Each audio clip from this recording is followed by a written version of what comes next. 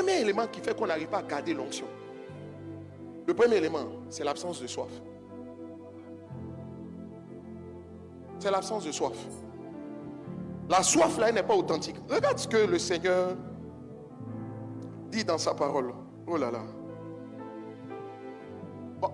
Vous voulez parler de la soif, laisse-moi te dire. Le premier obstacle à l'onction, ou garder l'onction. Quand on dit garder l'onction, laisse-moi t'expliquer un peu. Garder ne veut pas simplement dire conserver. Puisque l'onction peut grandir, ça peut diminuer, comme la grâce. Ça peut se multiplier. Ça veut dire qu'en fait, quand je dis pour garder l'onction, il faut comprendre dans le garder là, pour que l'onction qui est sur ta vie, ça ne stagne pas. Pour que ça continue de monter. Il ne faut pas ça diminuer. Mais ça peut stagner aussi, diminuer. Il y a d'autres, leur onction diminue. Une des choses qui m'a fait le plus mal, vraiment, je ne sais pas si je peux le dire. Attends, j'ai dit doucement.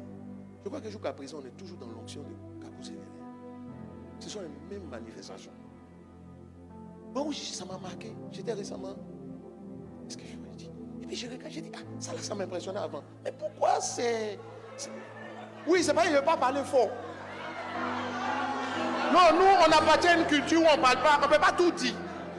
Tu vois, je ne vais pas monter la route, mais je me suis dit, c'est dans la même onction là, on est depuis plus de 30 ans. C'est la même onction, même manifestation. Mais pourquoi ça passe? Le problème, vous savez quoi? C'est le confort spirituel ou la satisfaction. C'est ça qui est notre problème. On est confortable avec. Tu as parlé ici, tu parles, et puis tu as dit, je vois quelqu'un qui est là-bas, tu fais ta main, il tombe, tu es content. C'est ça le problème. Tu as déjà vu quelqu'un qui cherche à avoir quelque chose, il est déjà content de ce qu'il a. J'appelle ça le confort spirituel. Mais si, on est confortable. Regarde l'église de Laodicée. En Apocalypse chapitre 3, je crois à partir du verset 14. Le Seigneur dit ceci. Il dit à l'église de Laodicée, affichez les passages, hein, c'est vrai que je suis descendu, mais il dit ceci, à partir du verset 14, n'est-ce pas? Donne-moi le verset 14. Il dit, écris à l'ange de l'église de Laodicée, voici ce que dit l'Amen, le témoin fidèle et véritable. En réalité, les noms de Dieu qu'on met là, ça a quelque chose à voir avec leur situation. Tu vois? Merci. On peut tourner. Vraiment, je vous fatigue. Hein. Ou bien je vais remonter. Merci. Vraiment. Merci. Il dit ceci. Le commencement de la création de Dieu. Ça veut dire ce que tu penses là. Il y a des gens. Il dit non, tu es un petit. Ah, vas-y, allons-y. Je t'explique. Allons-y. Je connais tes yeux. Je sais que tu n'es ni froid ni bouillant. Aujourd'hui là, c'est ça que. On n'est pas froid. On ne peut pas dire on est froid. Mais on n'est pas bouillant aussi. On est des tièdes. Tiède, c'est un peu chaud. Et puis on dit, pourquoi on est un peu chaud? Ça va un peu quand même, c'est pas mal, hein? On est un peu chaud. Toi, tu es satisfait de la dimension prophétique qu'on voit là? Pas moi. Pas moi. Ça dit, si tu exagères, tu vas vouloir ne rien faire. Non, ça, ce n'est plus Dieu. Toi, tu es satisfait. Pas moi. Parce que c'est du, comme on dit en anglais, c'est du déjà vu. Le bon en anglais est francisé. Le bon français est anglicisé. On appelle ça en anglais, on dit du déjà vu. Oui, ça se dit en anglais. C'est comme un millionnaire, on dit un millionnaire. Mais c'est millionnaire des Français, on a mis. Non, mais c'est quand même. Tu es satisfait de ça? Pas moi. Que vois, il y a des miracles, tu dis, ouais, c'est un miracle, mais il faut bénir Dieu. Regarde, le confort spirituel, ça ne veut pas dire que tu as le contentement ne veut pas dire c'est content avec ce que Dieu fait, en sachant que Dieu peut plus faire. Je ne sais pas si tu comprends. Parce qu'en même temps, le contentement, c'est la démonstration de la bénignité. Là, de bénir Dieu pour les petites choses. Mais tu sais que c'est petit. Tu sais que c'est petit. Tu bénis Dieu, mais tu sais que c'est à Tchébé. C'est quoi on dit? C'est Tchéré. Ok. Je t'assure que mon père se retournerait dans sa tombe s'il m'entend parler le français comme ça. On ne va pas éduquer à parler ce français. Mais c'est pas grave. Ou c'est Tchéré. C'est Tchéré. Oui. Tu vois, tu ne peux pas être là, tu dis je suis fonctionnaire et puis j'ai le contentement, ça veut dire non. Tu bénis Dieu, mais tu es conscient que ce n'est pas tout ce qui peut se faire. Ce n'est pas tout ce que tu peux devenir. Tu vois, il y a une insatisfaction qui n'est pas le fait que tu te plaignes de ta situation, mais si tu dis Seigneur, tu n'en as pas fini avec moi, tu peux faire plus avec moi. Je te bénis pour ce qui est déjà là, mais je sais qu'on peut aller plus loin. J'aspire à aller plus loin. Je te parle.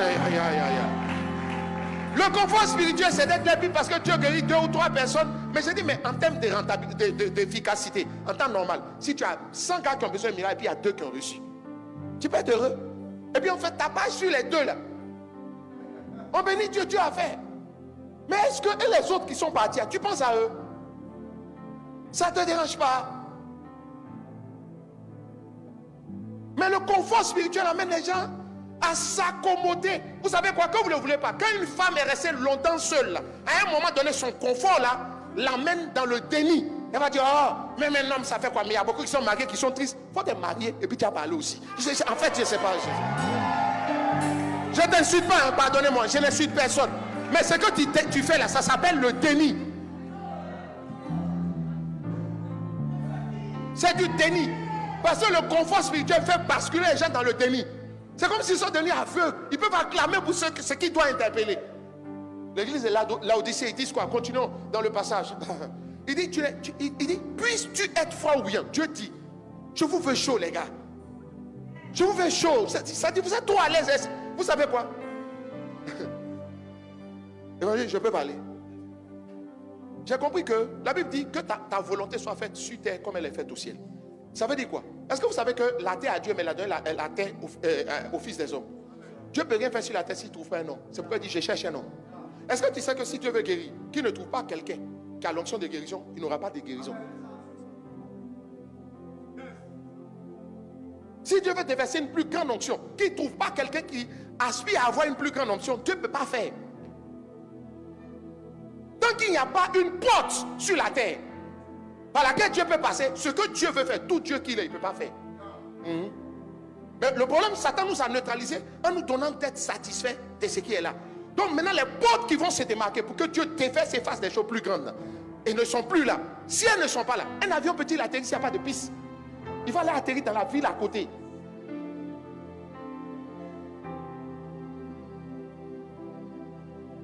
Ce confort spirituel se traduit par quoi? C'est de la satisfaction. On est satisfait de ce niveau. Et bien tu peux trouver quelqu'un, des gens qui vont acclamer pour dire, ouais, c'était puissant. Le plus gros piège d'un pasteur, c'est quand il écoute trop les gens. Il y a des gens, même si tu n'as rien prêché, il y a un, il va dire c'est puissant. Tu vois, c'est quel puissant. Quel témoignage Dieu rend à ton esprit quand tu sors. Moi, il y a des fois, il finit de prêcher, puis j'ai envie de pleurer. J'ai envie de pleurer. J'ai dit, mais qu'est-ce que tu as prêché là même? J'ai dit toujours, fais-moi ressentir ce que tu ressens. Oui, je ne suis qu'un homme. Mais fais-moi ressentir ce que toi tu ressens. La soif elle naît quand un homme commence à ressentir ce que Dieu ressent. Quand il va commencer à ressentir ce que Dieu ressent, là où il veut rentrer dans du triomphalisme, il va voir que Dieu est calme. Tu vois, et ça va le pousser à dire, mais Seigneur, il faut qu'on fasse quelque chose. Il faut que quelque chose se fasse. Seigneur, nous voulons voir ta volonté se faire. Dans la vie des gens, dans la vie des nations, dans l'église. On aspire à autre chose. On aspire à plus. Pourquoi des gens se sont levés et disent, où est le Dieu d'Élie? Ça veut dire, où est le Dieu qui agit dans l'Ancien Testament? Ce qu'on voit là-bas est plus puissant même que ce qu'on voit dans nos églises. Oh, c'est une ancienne dispensation. Mais qu'est-ce qui se passe? Qu'est-ce qui se passe? Il y a quelque chose qui... C'est ça la soif qui naît de l'inconfort spirituel. Il y a une insatisfaction. Tu dis non Seigneur, nous te bénissons. Mais on n'a pas fini de te voir. Ça ne peut pas être ta fin ici. Les limites que nous voyons ne peuvent pas, ça ne peut pas venir de toi. Seigneur, il faut que... Mais vous savez quoi? Dès l'instant où tu te satisfais, c'est fini.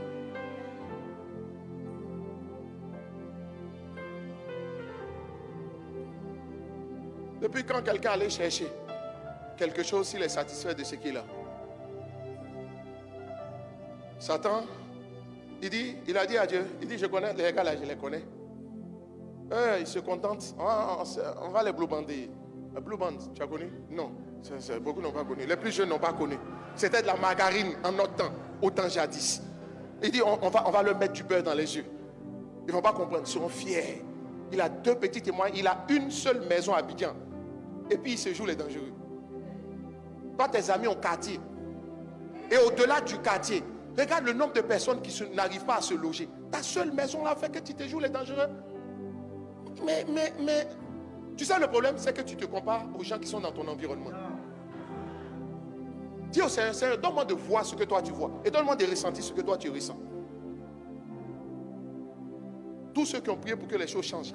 ils ont senti une dimension de Dieu qui n'était pas là. Ils ont dit aussi, ils ont vu le mal proliférer dans leur environnement. Ils disent non Seigneur, ça ne peut pas se faire comme ça. Ils ont vu des sœurs qui étaient bien, des frères qui sont bons, mais leur situation, ils ont un cœur pour vouloir aider l'église, mais leur niveau ne monte pas. Ils disent Seigneur, il faut que tu fasses quelque chose. Il faut que tu changes ça. Il faut que ton règne vienne. Il faut que ta volonté se fasse.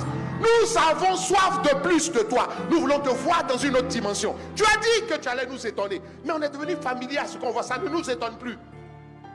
C'est vrai quand tu dis c'était puissant là. Pour toi pour que ce soit puissant à ton niveau, on n'a pas besoin de beaucoup. Tu as dansé un peu, tu as vu deux choses. Dis-moi, qu'est-ce que tu as vu que tu n'as jamais vu? Je m'excuse, hein? Ça nous met, nous passons dos au mur. Mais on n'a qu'à aller chercher. Qu'est-ce que tu as vu dans l'église que tu n'as jamais vu? Toi, tu as vu le même match, tu as vu le même but, et puis tu sautes toujours sur le même but. On t'a dit, j'ai le contentement. Qui t'a dit que le contentement, on bénit Dieu pour ce qui est là? Mais on sait que ce n'est pas la fin de l'histoire. Ce n'est que le début du film. Va fouiller dans ton cœur, tu es satisfait. Quand quelqu'un dit c'est insatisfait, il pense qu'il ne mange pas à ta faim. Tu vas manger à ta faim. Mais l'autre niveau d'insatisfaction, c'est que je mange à ma faim. Je peux m'occuper de ma famille.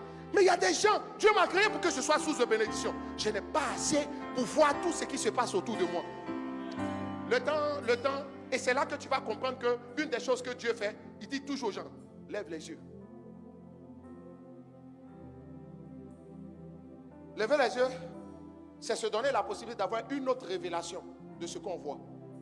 Et c'est de voir autre chose que ce qu'on voit. Qui est insatisfait ici de quelque chose? Tu regardes, tu dis non, Dieu est bon. C'est que celui-là, c'est un fait que Dieu est bon. Mais ça ne peut pas être la fin de l'histoire. Tu vois, c'est ce carburant. Pour qu'il y ait le feu, il faut un combustible, il faut un comburant. Je n'ai pas envie de faire trop de physique ici. En fait, dans nos cœurs ne brûlent pas. La soif, c'est une souffrance. Celui qui a soif, il n'a pas de satisfaction. Il a plutôt des douleurs. Celui qui a soif, il ne dort pas la nuit. Il y a quelque chose qui le trouble au milieu de sa prospérité.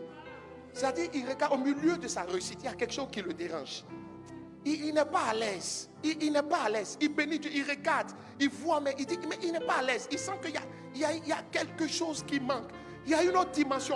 Il y a autre chose. Il y a autre chose. C'est ça. J'ai compris. Vous savez, dans la vie avec Dieu, on ne triche pas. Le fait est que beaucoup ne l'ont pas. Donc, allez chercher l'onction. Ça va commencer par Seigneur, donne-nous la soif. On peut prendre du temps. Quand on vient prier pour ça, il n'y a pas de sujet. On dit, Seigneur, il y a que... On est trop confortable avec ce qu'on voit. On te bénit, mais on est trop confortable. On n'arrive pas à se projeter au-delà de ce qu'on voit.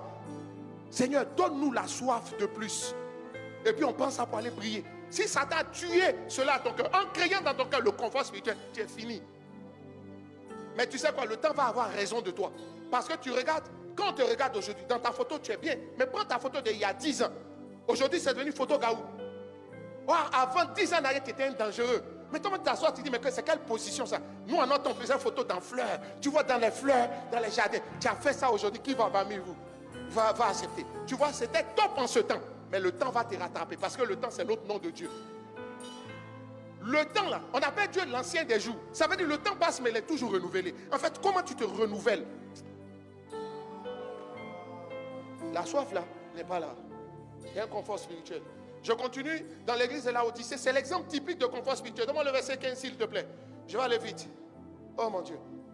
15. Voilà, verset suivant. Allons la suite. Il dit ainsi parce que tu étais et que tu n'es ni bouillant, je te vomirai de ma bouche. Verset suivant, 17. Il dit parce que tu dis, je suis riche. En fait, un peu tu crois que tu es arrivé quoi? Mais quand tu regardes aux gens de ton niveau là, ils ne sont pas où tu es. Vous savez, tu n'es pas en concurrence avec quelqu'un. Tu es en concurrence avec toi-même. Est-ce que ce que tu vois, ce que tu fais, c'est tout ce que tu peux faire? Eux, ils disent, ouais, je suis riche, je me suis enrichi. Donc Dieu appelle la tiédeur spirituelle quand on commence à... Ça dit que tu es trop bon à tes propres yeux. Tu es trop bon à tes propres yeux. Tu t'assois, tu dis, je chante. Moi-même, je chante. Mais mine de rien, quand même, je compose, hein. Ma dimension de composition, il y a combien de personnes comme ça? Des chants profonds, des révélations, une organisation hors pair. C'est mal puissant. Et tu as 2-3 gars là Eux vont toujours te dire que c'est puissant. Et puis quand on dit vive le roi, et puis on acclame, waouh, on est la meilleure église, on est les meilleurs gens. Tu es pasteur, tu es un des plus dangereux de la terre. Tu prêches des. Merci. Il dit, tu dis, je n'ai besoin de rien. Assieds-toi. Qu'est-ce qui te manque? Tu sais ce qui te manque là? On dit même un génie dans le monde, quelqu'un est un génie dans un domaine, quand il utilise 1/10 de son potentiel. Je suis gentil, hein? C'est près d'1/10. Là, je pose la question.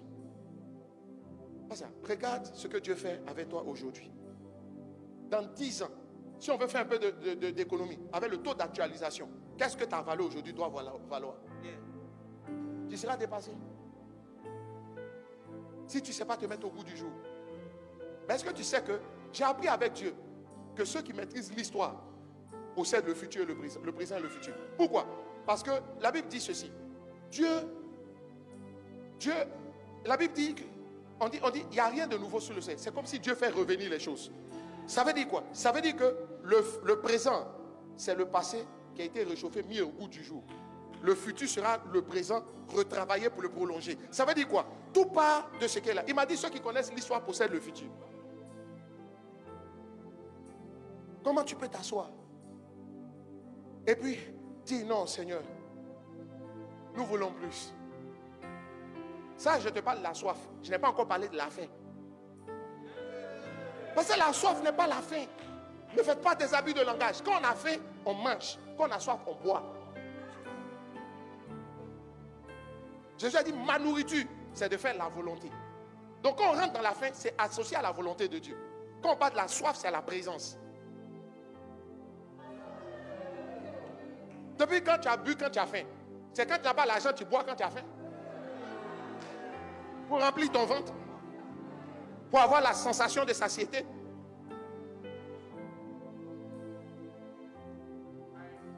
Vous savez quoi? Quand si je parle de la faim, les gens n'ont plus faim. Ça dit que une des choses que ça m'a dit dès le début, parce que tu le veuilles ou pas, ça a été guetté, d'embourgeoisement. À un moment donné, tu t'assois, puis ce qu'on peut chercher dans la vie, tu as ça. Ça dit, par rapport au projet du Seigneur, est-ce que tu peux... La fin, là, c'est la capacité à se projeter par rapport à de nouvelles visions. Ta vision que tu avais atteint sa limite. Mais comment tu peux la remettre et puis te redonner de nouveaux objectifs pour continuer à courir? C'est la fin, là, qui fait qu'on continue d'avancer. La soif fait qu'on va plus loin, plus haut. Mais la fin fait qu'on continue d'avancer. La capacité à se reprojeter en écoutant Dieu pour de nouveaux défis. David, là, c'est l'absence de faim qui a fait qu'il a couché Bathsheba. Oui. Quand tu n'as pas faim, au lieu d'être sur le champ de bataille, tu seras au palais, en train de te prélasser. Il n'avait plus faim. Ça dit, c'est quand tu t'assois et tu es convaincu que tu es arrivé. Ça dit, tu es convaincu que tu es arrivé. Ce qui fait que les gens n'ont plus faim, c'est la sensation d'être arrivé. Premièrement. Deuxièmement, c'est le manque d'ambition. Il y a d'autres qui n'ont tout simplement pas d'ambition. Et troisièmement, c'est les gens, le Satan a atteint leur âme. Quand quelque chose t'a touché, à un moment donné, tu ne peux plus avancer. Ça tue la faim. Une fois que la faim n'est pas là, ton onction va s'éteindre. La faim et la soif poussent les gens à aller chercher Dieu, à aller chercher l'onction. Attends, est-ce que la parole, je parle, mais est-ce que la parole fait du bien à quelqu'un? Déjà, que tu le veuilles ou pas, ça va venir. La plupart des footballeurs brésiliens, c'est la faim qui les a tués. Neymar n'avait plus faim. Je ne sais pas s'il y a eu un talent dans le foot. Ronaldinho. Non, mais ça dit, on parle des joueurs. Lamine Yamal ne valent pas Ronaldinho. Tu as vu quand la faim, il n'a plus eu faim. Courir sur le terrain même était un problème.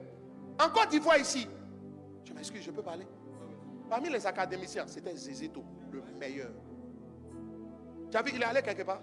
Il n'a plus eu faim. Avant que sa carrière ne commence, elle s'est arrêtée. À l'église, chez nous, il y a beaucoup de footballeurs professionnels. D'autres ont joué à l'équipe nationale. Et genre, je priais pour ça à mes débuts. J'ai dit, Seigneur, envoie dans l'église des footballeurs professionnels. J'ai vu que tout ça, c'est comme si cette fin est partie. Mais non, mais Satan, en autre temps, on parlait de blue band. Satan te met de la margarine dans les yeux, il te marmaille. Et puis, tu as des objectifs légitimes. Tu es occupé à autre chose.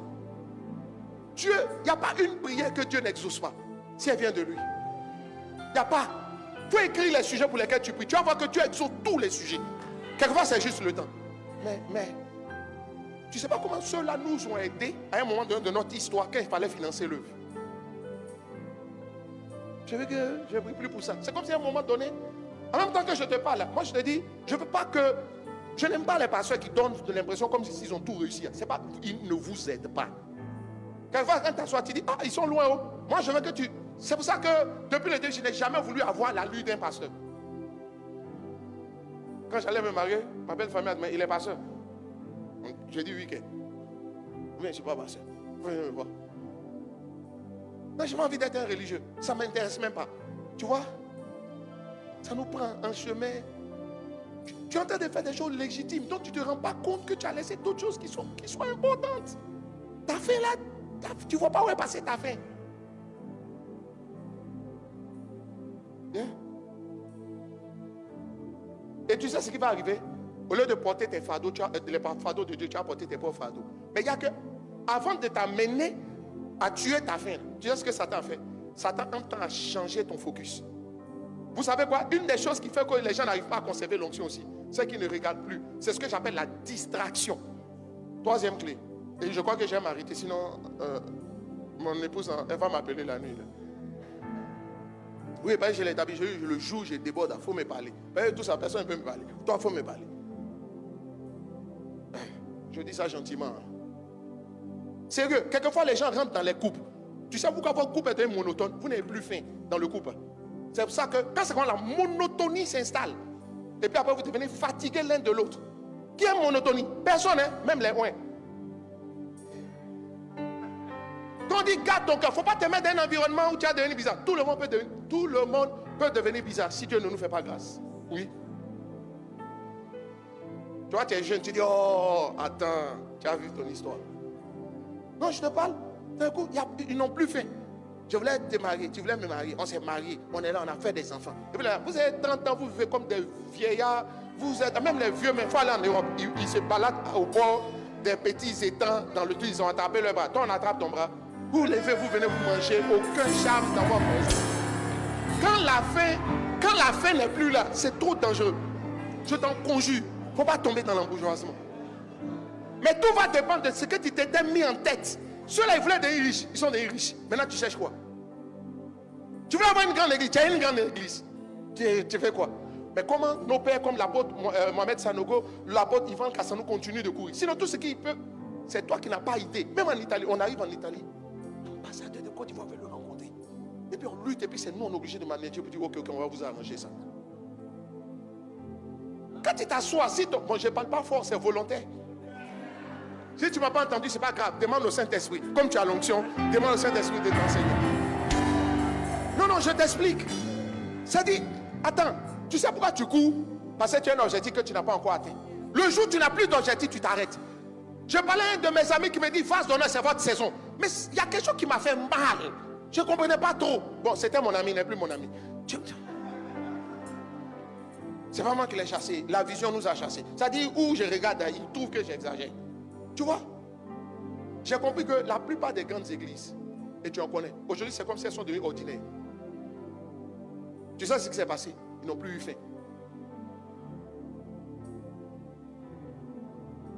Tu veux t'installer partout dans le monde, tu es partout dans le monde. Moi je suis le ministre de l'expansion des églises, phase d'honneur. Aujourd'hui dans le monde, nos structures d'église, on a 550. Même au Pakistan.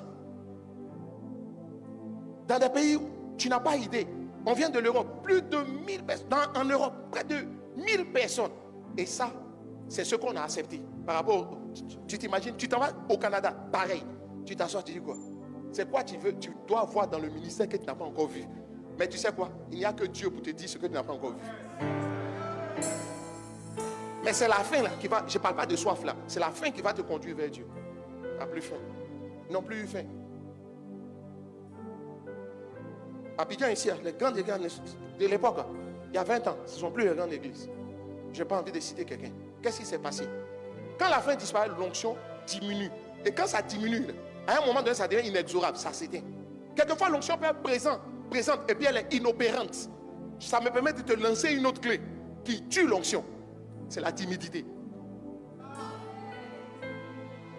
En 2 Timothée 1, verset 7, Paul dit ceci: tu n'as pas reçu un esprit de timidité. En fait, mais un esprit de force. Quand il dit un esprit de timidité, l'onction là, ça marche avec l'audace. Les gens qui prennent faux cœur, tu te lèves, tu dis, tu marcheras. Mais les gens qui se posent trop de questions là, non. À te poser trop de questions, en fait, tu réfléchis trop. L'onction va mourir dans ta vie. Tu n'as pas péché, mais ça va mourir.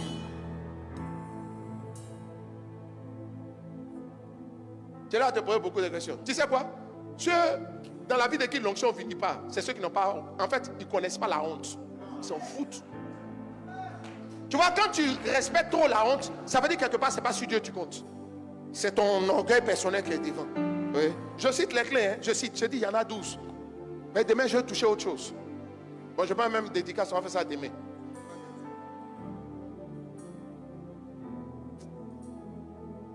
Hier, lundi, on n'est pas venu, ça m'a fait mal aussi un peu quand même. Mais j'ai senti dans mon cœur, donc en fait, j'avais essayé de descendre de l'Italie en Afrique du Nord pour venir. Mais il n'y avait pas, dans tous les cas, je n'allais pas pouvoir venir. Ou bien, la prochaine fois, j'ai de parler d'autre chose. Bon, je suis en train de parler, on dirait une prochaine fois. Non, sérieux. Sérieux. Tu sais, le Saint-Esprit m'a toujours dit dans la sagesse qu'il m'a dit, il dit, il faut rester calme. On était en Haïti. Quand on a fini à Port-au-Prince, la croisade, mais un raz de marée extraordinaire. Il m'a dit, je t'ai dit, il faut rester calme quand tout le monde est trop content. Donc j'étais calme. J'ai dit, mais tu veux me montrer quoi? J'ai vu mon père spirituel, l'apôtre Mohamed Sanogo, assis sur une chaise. Et puis, attends, excuse-moi. Il était assis comme ça. Et puis, il était comme ça. Quand on est comme ça, ça veut dire qu'on réfléchit à quelque chose. Et tu sais ce que le Saint-Esprit m'a dit? Il dit, il pense à la prochaine étape. Au moment où on est en train de célébrer, lui, il pense à la prochaine étape. C'est ça le leader. Il ne faut pas que sa fin s'arrête. Les palais, il est déjà rentré dans les palais. L'argent, la gloire, la popularité, tout ça, il a déjà eu. Honnêtement, quand tu te regardes, tu sais que tu as t'arrêter. Honnêtement, tu n'es pas prêt. Quelquefois, tu n'es pas prêt. Toi-même, tu sais que tu n'es pas prêt. Ta fin là ne te permet pas d'aller loin. Tu n'es pas prêt. Tu dis, j'ai des grands rêves. Tu sais, il va arriver un temps où tu vas le réaliser. Si déjà, l'autre rêve qui est derrière ce rêve que tu n'as pas encore réalisé, tu vas avoir une touche d'avance, il faut avoir 2 rêves devant. Une chose que le Seigneur m'a dit, que je n'ai pas toujours appliquée. Il m'a dit, ne te comporte pas dans ton église aujourd'hui en tenant compte de ceux qui sont en face de toi. Comporte-toi en fonction de ceux qui vont venir. J'ai dit, mais comment je peux avoir pour le présent des comportements des gens qui vont venir? Il dit, c'est comme ça que tu appelles la prochaine dimension. Joli. Quand la parole te plaît, toi, tu dis joli. La timidité. C'est la timidité qui a fait que tu n'as jamais pris la parole en public. C'est la timidité qui a fait, oh, tu avais l'onction de ça.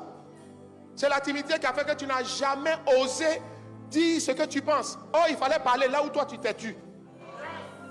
La timidité. Il dit, ce n'est pas un esprit de timidité. Donc le Saint-Esprit, 2 Timothée chapitre 1, verset 7. Ça veut dire que... Dans mon 2 Timothée, voilà. Il dit, car ce n'est pas un esprit de timidité que Dieu tout a donné, mais un esprit de force. Et pour bien comprendre, lis le verset 6. Donne-moi le verset 6. Une des choses, s'il y a la timidité, dans la timidité, tu te poses trop de questions. L'absence d'audace. Ça dit, vous savez quoi? Dieu est prêt à bouger. Hein? Mais depuis quand il n'y a pas mouvement dans le spirituel, quand il n'y a pas une instruction. Pour donner une instruction, pour voir de nouvelles choses, il faut déclarer des choses que tu n'as pas déjà déclarées. Sans te préoccuper de qu'est-ce qui va se passer. Si l'onction est sur toi seulement, là, j'ai dit, si l'onction est sur toi seulement, il faut parler si l'onction n'est pas. Si l'onction est venue, tout ce qui te passe dans la tête te confond. Il faut envoyer. Si quelqu'un veut se moquer de toi, il n'a qu'à se moquer. Tu sais quoi? Tu es en train de t'entraîner. Tu dis, il dit poteau. Quel poteau? Au moins j'ai essayé. Les Chinois disent que le plus long voyage commence par le premier pas. Tu es là dans tes trucs, tu réfléchis, et il y a d'autres qui vont venir. Et si personne ne m'écoute, laisse-moi te poser une question. Et si tout le monde t'écoutait? Tu vois bien comment toi-même tu es négatif, tu penses au mauvais côté. Tu ne peux pas savoir comment ils vont réagir si tu n'as pas fait. Fais au moins, et puis ils vont réagir. On va constater. Et si on me chasse? Moïse même l'a commencé. Dieu dit, va le-bas. Il dit, tu t'appelles comment? Dieu lui a donné toutes les assurances. À un moment donné, voyez-vous, Dieu dit, ok, Aaron va parler à ta place. Ça veut dire que Dieu n'avait jamais prévu Aaron pour parler à la place de Moïse. Comme toi, on te dit, on t'a tout dit, on t'a tout dit, on a voulu te convaincre. Tu ne veux jamais t'élever. Tu ne peux jamais prendre faux cœur. Ça, si tu as, ce que tu as déjà fait, cherche ce qui est plus grand que ce que tu as déjà fait. Si tu as déjà fait stade de BAE, il faut arrêter le stade de BAE. Va chercher un stade plus grand que BAE. Ouais, c'est ça. Pourquoi tu es déjà resté dans BAE? C'est quel nouveau challenge? C'est du déjà vu. Dis à ton voisin, du déjà vu. C'est du très bon anglais. This is a déjà vu. Non, si tu dis déjà vu, tu as parlé français. Il faut dire this is a déjà vu. Ça, tu as déjà fait. Quel est l'autre stade qui est plus grand que BAE? Tu veux sentir que tu progresses, mais tu es dans la timidité, tu fais toujours les mêmes choses. Quelquefois, tu n'y penses pas. Personne ne peut être à une position si Dieu ne lui a pas donné. Je te dis, hein. Personne ne peut être à une position si Dieu ne lui a pas donné. Mais ce qui me plaît, votre pasteur, ce n'est pas parce que tu fais de grandes choses que tu deviens plus grand que ceux qui sont grands que toi. Il y a ça aussi. Mais attends. On a beau dire, c'est la timidité. On ne veut pas poser le pas supplémentaire. Et puis, aussi, ça démontre toujours, il y a une forme de confort. Si quand on te dit ça, toi, tu as envie de dire, non, je ne suis pas confortable, mais tu es confortable. Et ça me permet de toucher un autre point. Et je pense que je vais m'arrêter là.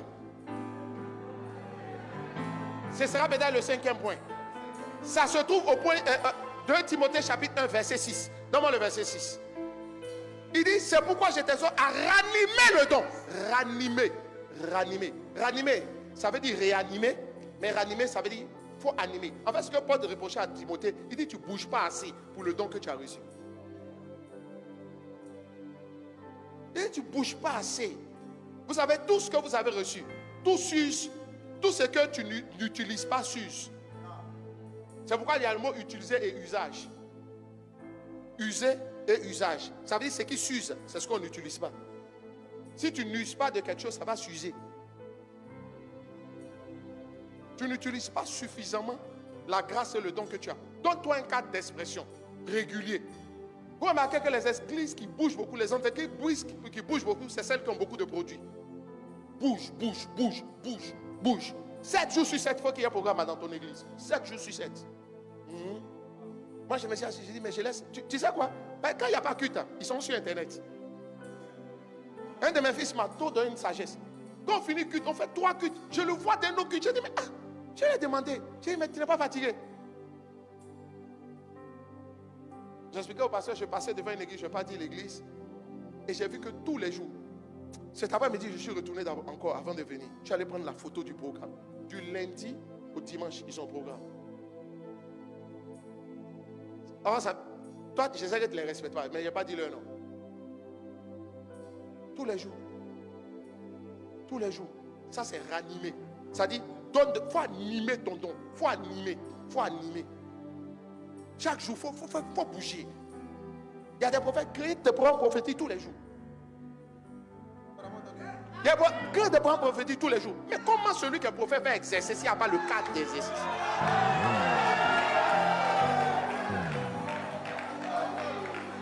Il y a des... tu chantes tous les jours, il faut chanter. On t'a créé. On t'a avoir adoration tous les jours. Il y a d'autres qui cherchent adoration. Mais qui a dit que pendant que les prophètes sont en train de prophétiser, les chants ne peuvent pas être en train de chanter quelque part ailleurs? Il n'y a pas beaucoup de liens pour faire sur Zoom, beaucoup de programmes. Chacun va partir sur tout ça. Et puis il y a d'autres qui ont balancé. Oui. On dit ranime ton don. Ça veut dire ton don là, ça dort. Tu fais dormir. S'il n'y a pas que de miracle, il n'y aura pas de miracle. Si toi t'as dit tu es venu prêcher, Dieu va dire il faut prêcher. Tu sais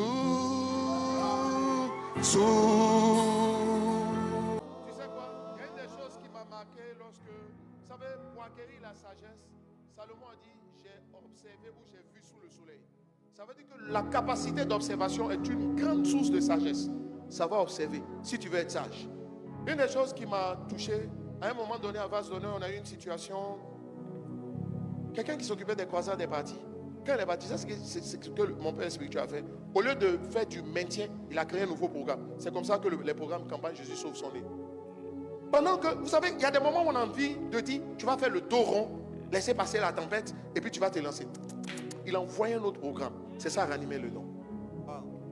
Et ça nous a permis, dans le lot de nos programmes, on avait les IN, campagne Impact Nations, on avait le Tout 931, et puis maintenant il s'est créé la campagne Jésus. On dit on va faire ça dans les petites villes. Ce sont des campagnes rapides. Mais vous savez quoi? Et puis on a créé un autre type de. Ça dit qu'au moment où on attend à ce que tu fasses du maintien, ce qui tue l'onction, c'est faire du maintien.